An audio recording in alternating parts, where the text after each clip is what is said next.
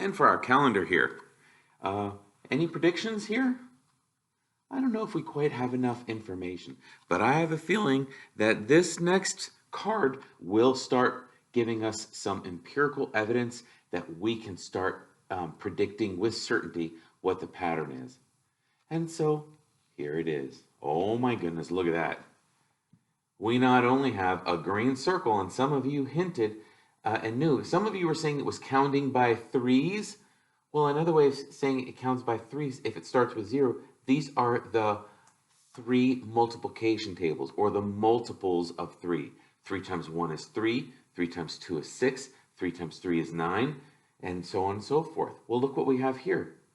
3 times 5 is 15. That's why it's a green dot, because every green dot is a multiple of 3. Now, some of you wrote it counted every 3.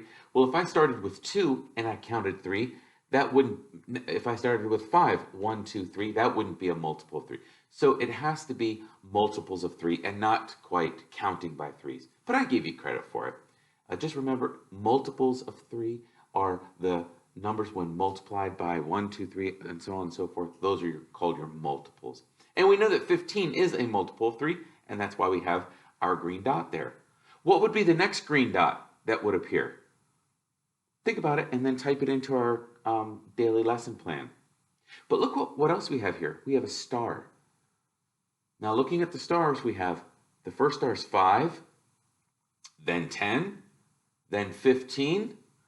Oh yeah, I bet a number of you are making a good prediction about what, first of all, the pattern for the star is, and what would be the next pattern for the star. That might be in our Google Classroom in a question. And then look at this. We have a yellow triangle here, a yellow triangle here, a yellow triangle here, and a yellow triangle here. Is there any pattern that's developing with the yellow triangles? I don't know. If you think you see one, put it in the comments in our classroom.